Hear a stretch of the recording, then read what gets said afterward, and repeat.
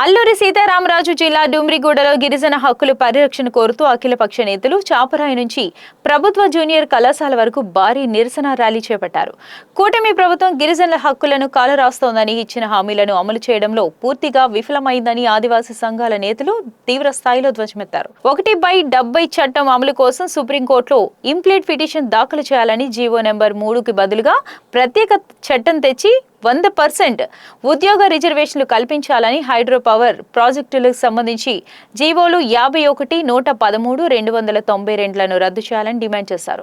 ఇచ్చిన హామీలు నెరవేర్చకపోతే ఈ నెల 8వ తేదీన రాష్ట్ర మన్యం బంద్ ను విజయవంతం చేయాలని ఆందోళనను మరింత తీవ్రతరం చేస్తామని నేతలు హెచ్చరించారు. ఈరోజు డుమ్రిగూడ మండల కేంద్రంలో ప్రధానంగా గిరిజన చట్టాలు, గిరిజన హక్కులు ఈ యొక్క కూటమి ప్రభుత్వం కాలారాస్తున్నటువంటి సందర్భం పురస్కరించుకొని ఈరోజు నిరసన ర్యాలీ అఖిలపక్షం గిరిజన సంఘాల ఆధ్వర్యంలో చేపట్టడం జరిగింది. ఈ ప్రభుత్వం ఏర్పడి 2.5 సంవత్సరాలు దాదాపు కావస్తుంది. గిరిజన ఆదివాసులకు ఇచ్చినటువంటి హామీలు ఏవైతే ఉన్నాయో వాటన్నిటిని పరిష్కరించకుండా ఈరోజు రకరకాల మాటలు చెప్పి కాలయాపన చేసినటువంటి సందర్భం చూస్తూ ఉన్నాం. ఈరోజు ఈ సందర్భంగా ఈ ప్రభుత్వం ఒకటే జారీ చేస్తూ ఉన్నాము, హెచ్చరిక జారీ చేస్తూ ఉన్నాము. మా చట్టాల్ని, మా హక్కుల్ని సక్రమంగా అమలు చేయకుండా మేము శాంతియుతంగా నిరసన తెలుసుకున్నటువంటి సందర్భంలో మీరు మీ వ్యవస్థల్ని, ఇక్కడ పోలీసు వ్యవస్థల్ని అడ్డుపెట్టుకొని ఈ యొక్క ఉద్యమాల్ని నీరుగర్చాలనేటువంటి ప్రయత్నం చేస్తే మాత్రం ఖచ్చితంగా మేము తగిన ఈ ప్రభుత్వాన్ని గుణపాఠం చెప్తామని సందర్భంగా తెలియజేసుకుంటున్నాము. ఎందుకనంటే గత చరిత్రలో ఎప్పుడు లేని విధంగా ఈ ప్రభుత్వం ఎప్పుడైతే ప్రభుత్వం ఏర్పడిందో అప్పటి నుంచి గిరిజనులకి అసలు మనశ్శాంతి లేనటువంటి పరిస్థితి మనం దాపురించింది. 24 గంటలు భయభ్రాంతులకు గురైనటువంటి పరిస్థితి చూస్తా ఉన్నాం. ఒక పక్క హైడ్రో పవర్ ప్రాజెక్ట్ పేరు చెప్పు రద్దు చేస్తున్నామని చెప్తున్నారు ఒక పక్క, కానీ రాత్రిపూట వెళ్ళి సర్వేలు చేస్తూ ఉన్నారు.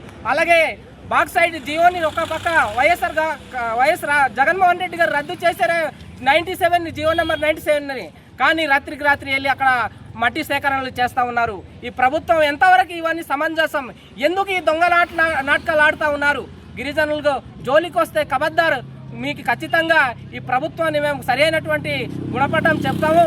గిరిజన చట్టాలు, గిరిజన హక్కులు ఇప్పటికే మీరు కమిటీలు వేశారు, ఇప్పుడు ఐపార్ కమిటీ అంటున్నారు. ఎంతమంది కమిటీలు వేస్తారు? ఎంతమందితో మీరు మాట్లాడతారు? ఇప్పటికి మీకు ఎటువంటి స్పష్టత ఎందుకు రాలేదు? గిరిజన ప్రాంతంలో ఇటువంటి మేధావులున్న ఇంతమందితో మాట్లాడిస్తున్నారు. ఇప్పటి వరకు మీరు జియో నెంబర్ 3 విషయంలో కానీ, 1/70 విషయంలో కానీ, హైడ్రో పవర్ ప్రాజెక్టు విషయంలో కానీ, లేదనుకుంటే బాక్సైడ్ విషయంలో కానీ ఒక్క విషయంలో కూడా ఈ ప్రభుత్వం గిరిజన ప్రాంత ప్రజల్ని కానీ, ఆదివాసులు కానీ న్యాయం చేసినటువంటి సందర్భం లేదు. కాబట్టి మేము ఈరోజు ఇక్కడి నుంచి హెచ్చరిక జారీ చేస్తున్నాము. మేము ఖచ్చితంగా 7-8 తేదీల్లో మా యొక్క ఉద్యమం తీవ్రతరం చేయబోతా ఉన్నాము. ఈ గిరిజన ప్రాంతం, అల్లూరి జిల్లా ఏజెన్సీ ప్రాంతం అంతా కూడా మేము శాంతియుతంగా రేపు ర్యాలీ బంద్ చేపడతా ఉన్నాము. కాబట్టి ఖచ్చితంగా ఈ ప్రభుత్వము, పోలీస్ శాఖ మాకు సహకరించాలి.